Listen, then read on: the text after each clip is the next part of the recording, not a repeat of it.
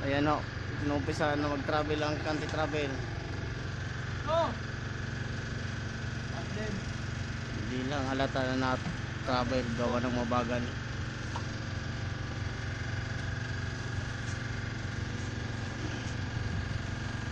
Naka-prepare na rin yung cap beam, ready for erection.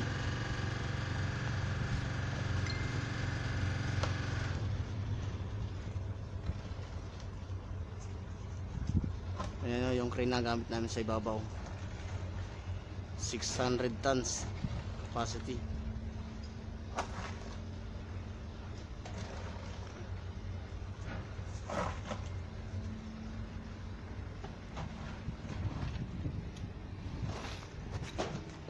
Ayan o, malayo-layo na inatatak mo.